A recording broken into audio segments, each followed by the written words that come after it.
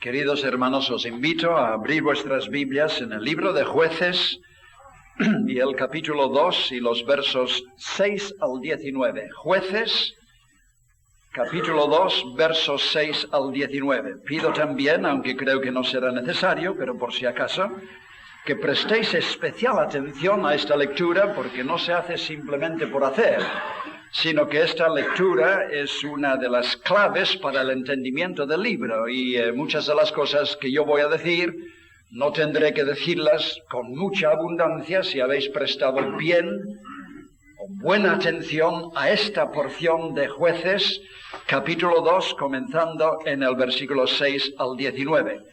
Y aunque no será necesario que lo diga tampoco, pero lo voy a decir, porque siempre a los predicadores nos dicen que no puedes presumir nada con una congregación, hay que comenzar muchas veces de cero. Vais a ver que esta porción describe una situación tremendamente triste y tremendamente lamentable entre el pueblo de Dios. No hace falta que lo jure yo, ya lo vais a ver en la lectura. Pero por favor, tomemos en serio y tomemos al pie de la letra lo que la Biblia dice en cuanto a estas cosas, porque son auténticas y contienen grandes enseñanzas para nosotros. Capítulo 2 de Jueces, verso 6. Porque ya Josué había despedido al pueblo, y los hijos de Israel se habían ido cada uno a su heredad para poseerla. Y el pueblo había servido a Jehová todo el tiempo de Josué y todo el tiempo de los ancianos que sobrevivieron a Josué, los cuales habían visto todas las grandes obras de Jehová que él había hecho por Israel. Pero murió Josué, hijo de Nun, siervo de Jehová, siendo de 110 años. Y lo sepultaron en su heredad en Timnat Sera, en el monte de Efraín, al norte del monte de Gaas. Y toda aquella generación también fue reunida a su padre, la segunda generación. Y se levantó la tercera generación, después de ellos otra generación, que no conoció a Jehová ni la obra que él había hecho por Israel. Después los hijos de Israel hicieron lo malo ante los ojos de Jehová y sirvieron a los Baales. Dejaron a Jehová, el Dios de sus padres, que los había sacado de la tierra de Egipto, y se fueron tras otros dioses, los dioses de los pueblos que estaban en sus alrededores, a los cuales adoraron y provocaron a ira a Jehová, ya lo creo. Y dejaron a Jehová y adoraron a Baal y a Astarot. Y se encendió contra Israel el furor de Jehová, el cual los entregó en manos de robadores que los despojaron y los vendió en mano de los enemigos de alrededor, y no pudieron ya hacer frente a sus enemigos. Por donde quiera que salían, la mano de Jehová estaba contra ellos para mal, como Jehová había dicho y como Jehová se lo había jurado, y tuvieron gran aflicción. Y Jehová levantó jueces que los librasen de mano de los que les despojaban. Pero tampoco oyeron a sus jueces, sino que fueron tras dioses ajenos, a los cuales adoraron y se apartaron pronto del camino en que anduvieron sus padres, obedeciendo a los mandamientos de Jehová. Ellos no hicieron así. La tercera generación. Y cuando Jehová les levantaba jueces, Jehová estaba con el juez, y los libraba de las manos de los enemigos todo el tiempo de aquel juez, porque Jehová era movido a misericordia por sus gemidos a causa de los que los oprimían y los afligían. Mas acontecía que al morir el juez, ellos volvían atrás y se corrompían más que sus padres, siguiendo a dioses ajenos para servirles e inclinándose delante de ellos, y no se apartaban de sus obras ni de su obstinado camino. Y la ira de Jehová se encendió contra Israel. Hasta aquí la palabra de Dios. ¿Verdad que es un pasaje muy triste? El tema mío de estos días, como se ha dicho, aunque no se ha publicado el tema entero porque se busca lo escueto, el tema que yo había dado, y después casi me arrepentí, pero en fin, yo voy a ceñirme al tema y vamos a ver cómo, de hecho, es algo que sale del libro de Jueces, pero yo me arrepentí un poco porque no voy a poder hacer todo lo que yo pensé que iba a hacer en 4 estudios. Días de avivamiento, estudios en el libro de Josué. de Jueces, mejor dicho. Días de avivamiento, estudios en el libro de Jueces. Pero antes de meterme de fondo en lo que yo quisiera decir hoy y en estos días, yo quisiera aclarar 3 cosas primeramente para, en fin, explicar la situación y salvarme un poco tal vez de la crítica si no hago mucho en el libro de Jueces en cuanto a avanzar. El libro de Jueces, hermanos, es un libro muy grande, contiene 21 capítulos muy llenos de muchos detalles, de mucha información y de mucha enseñanza. Yo en estos 4 días no voy a poder hacer los 21 capítulos, ni mucho menos. Entonces voy a introduciros un poco al libro y daros algunas de las ideas principales que el Espíritu Santo me parece nos quiere enseñar en este libro, para que el Señor comience a hablarnos hondamente por medio de las experiencias y las lecciones que las hay aquí para nosotros en el día de hoy, muy importantes. Esto me lleva al segundo punto. Y el segundo punto es que es posible que algunos piensen, siempre lo pienso cuando vamos al Antiguo Testamento para predicar desde allí, hay alguna gente que puede pensar, máxime en estos días en los cuales vivimos, hombre, ¿por qué nos va a llevar al Antiguo Testamento? ¿Qué tiene que ver con nosotros, por favor, señor predicador? Aquí estamos en el siglo XX, rodeado de tecnología nueva, artefactos que estamos lanzando a la Luna y más allá de Marte y Venus y Júpiter, y usted nos quiere llevar a unas historias antiguas de un pueblo que vivió aquí hace 3000 años, en una cultura muy diferente, en tiempos cuando no sabían dónde tenían la mano derecha, ni mucho menos sabían nada de computadores y cosas por el estilo. ¿Qué tiene que ver Jueces con nosotros, por favor, en el día de hoy? Haberse ceñido por lo menos al Nuevo Testamento y hubiésemos estado un poquito más cerca a los Hechos. Pero 3000 años atrás, libro de Jueces puede enseñarme a mí algo hoy en Panjón, 1989. Y es cuando siempre cito, y es muy importante, y vosotros lo sabréis, el pasaje de 1 Corintios 10:11. Estas cosas, queridos hermanos, les acontecieron por vía de ejemplo y fueron escritas para nuestra amonestación, a quienes ha alcanzado los fines de los siglos. Y tal vez no estemos en el final de los fines de los siglos todavía, quién sabe. Pero aunque estuviéramos en el final, estas historias están aquí puestas deliberadamente por el Espíritu de Dios en el canon de las Sagradas Escrituras, no para entretenernos con piezas de museo. Hay que ver cómo vivían en aquel entonces y reírnos un rato y sentir lástima por ellos. Es que ellos son el reflejo nuestro. Y Dios está diciendo, sí, mirarlo bien. Hasta he puesto un gráfico delante de vosotros, no sé si lo veis muy bien. Me han ido a buscar una caña para apuntar porque estoy un poco separado. Esto no es para pescar. A lo mejor toca a algunos y se duerme, pero no los de detrás. Porque estas cosas son un reflejo, un espejo vívido. Aquí nos vamos a ver retratados a nosotros. Y si no te ves retratado a ti, querido hermano, querida hermana, entonces has perdido el tiempo viniendo aquí. Dios ha puesto esto solemnemente en el canon de las Sagradas Escrituras, porque por cada capítulo y por cada paso está diciendo, mírate bien a ti, querido amigo, aunque estés en el siglo XX, viviendo con tu tecnología y con tus ideas, allí estás tú.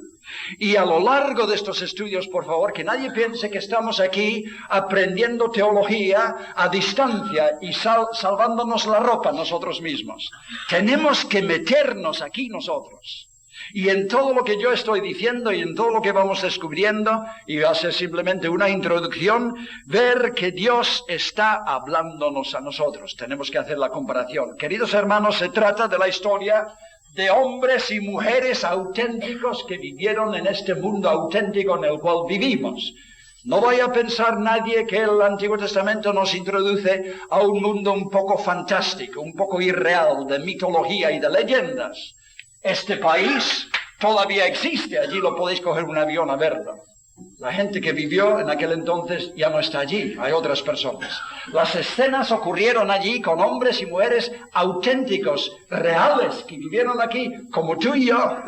Y el corazón del hombre y la naturaleza del hombre no cambia de siglo en siglo. Eran hombres y mujeres que fueron llamados, queridos hermanos, como nosotros también, a tener una auténtica, y esto fue la gloria del pueblo de Israel, un pueblo llamado a tener una auténtica relación con el Dios soberano de los cielos, el Dios de la historia, el Dios de la creación, el auténtico Dios y el único Dios. Un pueblo llamado a ser canales para el cumplimiento de los propósitos de Dios en la historia, una historia que nos ha alcanzado a nosotros. Hombres y mujeres que pertenecieron a un pueblo, el pueblo de Israel, que llegó a tener maravillosas experiencias de Dios. Y esto no es teología, queridos hermanos. Hombres que vivieron aquí con las dos patas en el planeta Tierra y conocieron a Dios y tuvieron experiencias maravillosas de Dios que marcaron su vida y que hicieron impacto en todas las naciones en su alrededor que lo estaban viendo hasta temblando.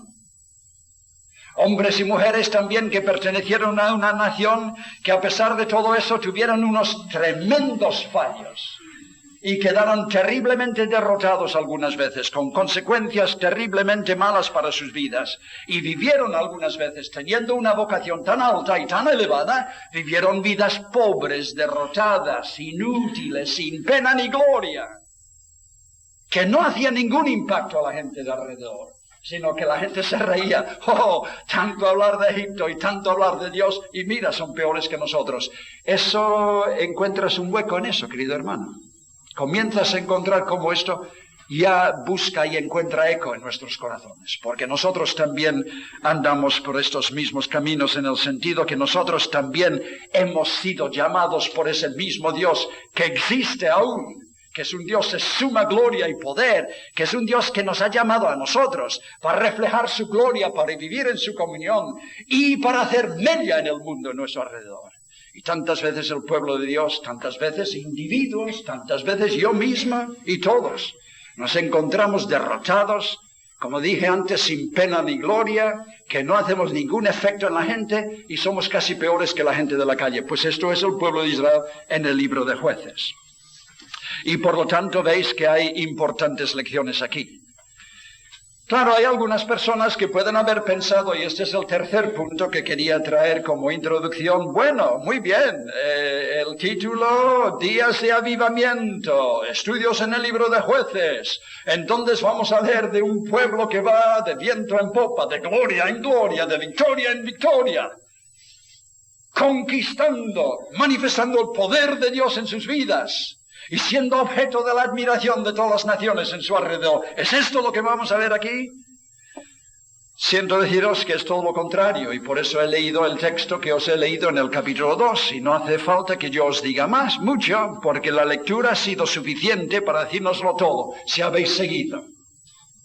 Pero el problema es que cuando llegas a Josué y lees esto en el capítulo 2, de un pueblo despojado, un pueblo robado, un pueblo afligido, un pueblo que ya no puede hacer nada con sus enemigos, que no levanta cara, un pueblo que gime, un pueblo esclavo, un pueblo sometido a miles de enemigos, si no es por aquí, si no será por allí, si no son los cananeos, son los madianitas, o los edomitas, o los moabitas, o los fereceos, o los ebuseos, y no sé cuántos enemigos había en ese país. Había muchos enemigos. Sé por qué tiene que haber tantos enemigos siempre. Pero pasa lo mismo en el día de hoy. Nuestro problema no es uno, es que hay muchos enemigos, allí está la cuestión. Y dices, pero ¿será posible que este es el pueblo del libro de Jueces, de Josué, que viene antes de Jueces? O sea que vas 2 páginas más atrás, estás en el libro de Josué. Y el libro de Josué es un libro fantástico. Es el libro de un pueblo que vence, que entra en el territorio, han salido de Egipto. Por todo este camino, volveremos a esto en un momento, así que no voy a decir mucho ahora. Esa flecha roja, seguirlo, es el paso del pueblo de Israel, que ha salido de Egipto y ha estado 40 años en el desierto. Ahora entra en el libro de Josué, en el país de Canaán, por fin, todas las tribus de Israel. Un pueblo fuerte en el poder de Dios, un pueblo glorioso bajo la capitanía de Josué, un pueblo que entra en Jericó y lo aplasta, que entra en Ahí y lo aplasta, que entra en todas esas ciudades por allí y los aplasta por todos los sitios. La gente corre, la gente tiembla, el pueblo de Dios progresa, hay gloria y victoria. Oiga, ¿será posible que este pueblo de Jueces es el pueblo de Josué? No habremos cambiado, no nos habremos confundido de pueblo. ¿Qué es lo que pasa ahora? ¿Que tenemos que leer de sus gemidos, de su derrota, de su debilidad, de su penuria? Un pueblo aplastado que ya no puede levantar cabeza. El hazme reír de las naciones, el juguete de las naciones. Continuamente por todos los capítulos de Jueces. Señor, es el mismo pueblo de Josué. Sí, Señor, es el mismo pueblo del libro de Josué. Con una doble ironía, queridos hermanos, cuando entras en el libro de Jueces, una doble ironía. Este pueblo que durante 40 años ha estado pendientes de entrar en su herencia Canaán, país fluyendo leche y miel y 1000 maravillas más. ¡Ay, por fin entran! Libro de Jueces. Y ahora están en su país, ahora están en su herencia, pero no pueden disfrutarlo. Hay leche y miel por todas partes y se le cuelga la lengua, a lo mejor, mirando la leche y miel, pero como hay tantos enemigos que los están aplastando en su herencia sin disfrutarlo, sin gozarlo, sin progresar. Y el pueblo que había sido esclavo en Egipto, que Dios había bajado para romperles el yugo y quitarles de la tiranía de Faraón y hacerles libres para que pudiesen andar con cabeza en alto, conociendo a su Dios, ahora están en su herencia, otra vez esclavos. ¿Veis la ironía de la cosa? Qué cosa más trágica, ¿verdad? Esclavos otra vez, habiendo sido librados de la esclavitud. Y en su herencia sin poderlo disfrutar, enemigos por todos los lados, cohibiéndoles, machacándoles y robándoles de lo que es suyo. Alguien dirá, oiga, ¿y cómo ocurrió todo esto? Porque es importante saber cómo ocurrió esto. Porque por esos pasos muchas veces vamos nosotros también. Permitid que yo sé que a nadie le gusta la historia, ¿verdad? Que a nadie le gusta la historia. Bueno, nos tiene que gustar un poco, por lo menos, la historia bíblica, porque es muy importante. Permitid que gaste un poco de tiempo diciéndoos algo de la historia del pueblo de Israel, porque esto es muy importante para nuestros estudios hoy y todos los días. Es una base muy importante, es echar los cimientos. Y por favor, seguir esta historia del pueblo de Israel un poco para que nosotros nos demos cuenta de lo serio que es la situación que ha pasado en el pueblo de Israel. Para ayudarnos a aprender y entender estas lecciones un poco más. Si en los tiempos del libro de Jueces nos metemos 500 años más atrás en la historia, ya hubieses buscado por todo el mundo. A ver, ¿dónde está el pueblo de Israel? ¿Alguien sabe dónde estaba el pueblo de Israel 500 años antes del libro de Jueces? Pues no estaba en ninguna parte, señores. Porque yo no sé si lo sabéis, pero había un tiempo en la historia de este mundo en que no había pueblo de Israel. Había miles de naciones gentiles que vivían por allí sin ningún conocimiento de Dios, sumidos en su idolatría, con ningún horizonte, con ninguna visión, con ninguna esperanza después de la muerte, sin Dios y sin Cristo y sin esperanza en este mundo. Gentiles que no conocieron a Dios, ninguna experiencia de Dios. Y Abraham era un hombre que vivía en Ur de los Caldeos. Si podéis imaginar el mapa, esto es Palestina, esto es el mar Mediterráneo. Aquí abajo, en el norte del Golfo Pérsico, en el país que ahora se llama Irak, había una gloriosa civilización que se llamaba Mesopotamia. Y allí en Ur de los Caldeos, gentil como los demás, vivía un hombre llamado Abraham. Un hombre que tampoco tuvo ninguna experiencia personal de Dios, sumido en su idolatría, viviendo su vida totalmente mundana y material y tratando de sacarse adelante como bien podía, viviendo su vida a su aire como todos los demás gentiles. Y un día viviendo allí, y ese país todavía existe, queridos amigos, y ese sitio existe, o las ruinas de ese sitio, pero geográficamente está allí. Un día se nos dice en el Nuevo Testamento que el Dios de la gloria le apareció a un gentil llamado Abraham en Ur de los Caldeos y le dijo: «Sal, Abraham». Y lo maravilloso de la historia, queridos hermanos, es que un hombre que no tuvo ninguna experiencia previa de Dios, no sabía nada de Dios, nunca le había conocido, ni oído, ni había pensado en él, ni creía que existía. Cuando este Dios, no me preguntes cómo, se le aparece y le llama, sale de su país y deja la grande civilización de Mesopotamia atrás y sube y sube y sube hasta allí arriba, cuando muere Harán, hasta que muera su padre, y después viene bajando, y Abraham por fin pisa la tierra que Dios dice: vete a un país que yo te voy a enseñar.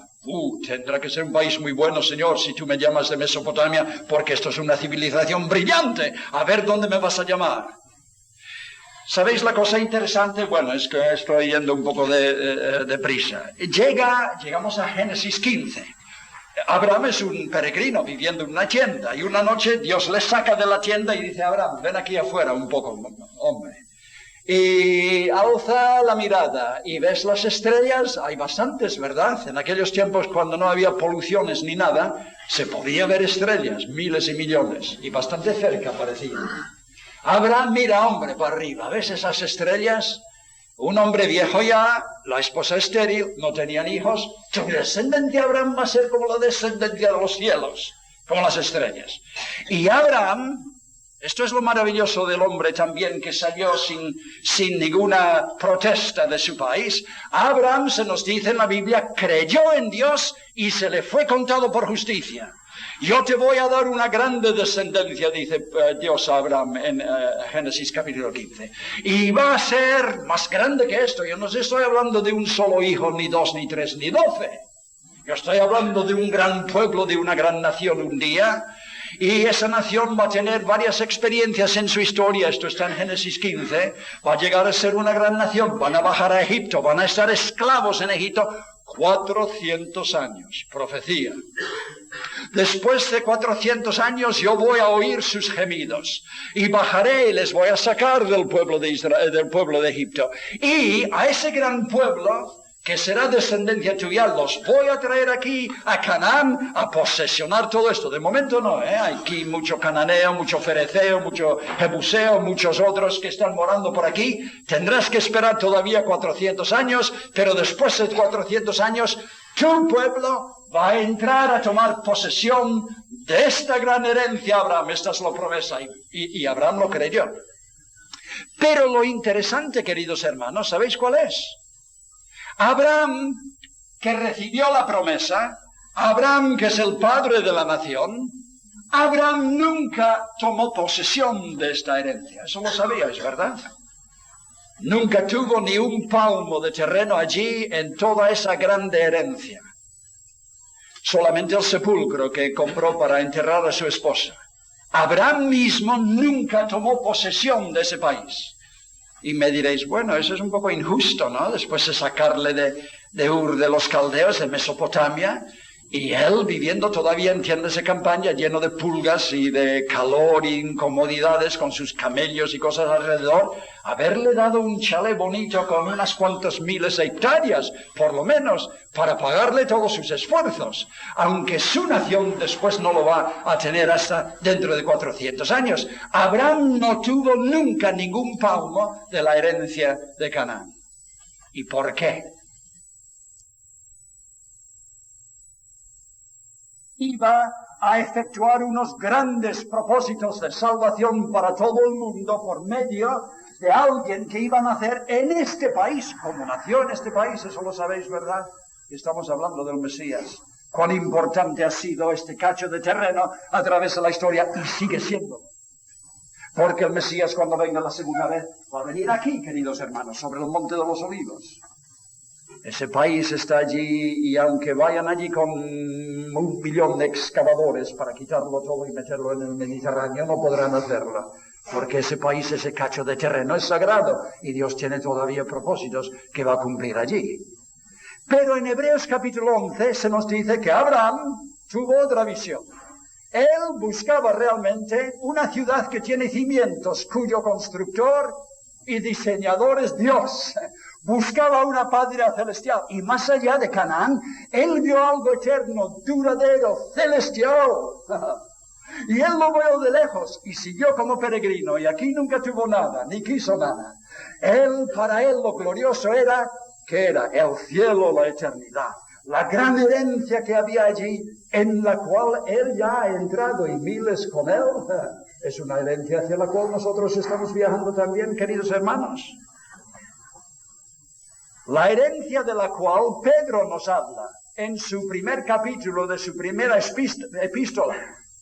Bendito el Dios y el Padre de nuestro Señor Jesucristo, que nos ha hecho renacer para una vida, una esperanza viva por la resurrección del Señor Jesucristo de entre los muertos, para una herencia incorruptible, incontaminada, inmarcesible, reservada en los cielos para vosotros, que sois guardados por el poder de Dios mediante la fe, para una salvación que se va a revelar en un día futuro.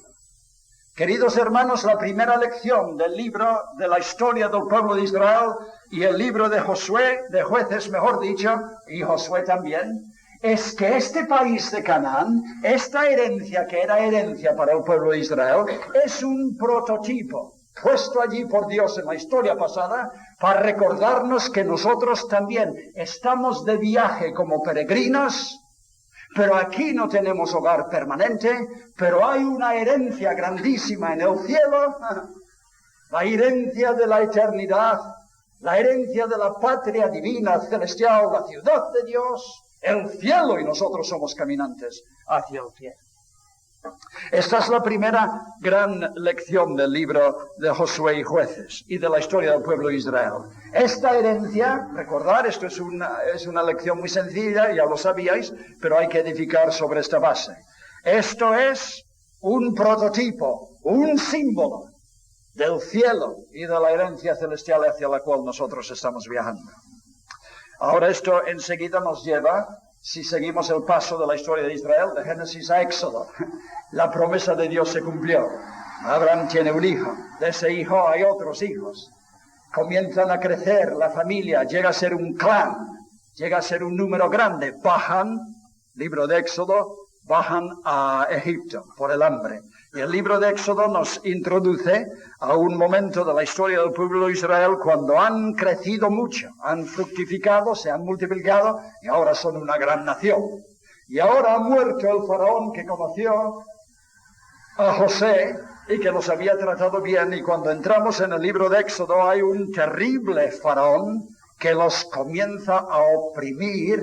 Un gran príncipe que odiaba a ese pueblo intentó cometer genocidio contra el pueblo, cosas que se ha intentado hacer hasta en nuestros tiempos. Un señor llamado Hitler intentó hacerlo y no ha sido el primero y no será el último. Y la opresión del pueblo de Dios era grandemente y enormemente difícil, un pueblo que se había convertido en un pueblo esclavo, y para ellos la vida era una gran esclavitud. Y no lo podían soportar. Y gimieron a Dios, y Dios los escuchó y cumplió su promesa y bajó y los libró del gran príncipe de Egipto, del faraón y de la esclavitud. Y los redimió por la sangre del Cordero Pascual, como vosotros sabéis, y por el despliegue de su poder grande en el Mar Muerto, en el Mar Rojo, mejor dicho, cuando venció el poderío de Egipto y libró a su pueblo y salieron. Y comenzaron a andar hacia la herencia celestial, como consecuencia de la redención que ellos experimentaron por la mano de Dios poderosa en el pueblo de Egipto. Eso todo lo sabéis, ¿verdad? Pero es necesario decirlo por lo que voy a decir más adelante. Enseñándonos la segunda gran lección, queridos hermanos, que nosotros tenemos que ver, como esto coincide con nuestra experiencia, que nosotros también, si somos peregrinos hacia el cielo, o si queremos ser peregrinos hacia el cielo, y si queremos tener seguridad de entrada un día en la presencia de Dios, nosotros también tenemos que pasar por la experiencia personal de la redención de Dios.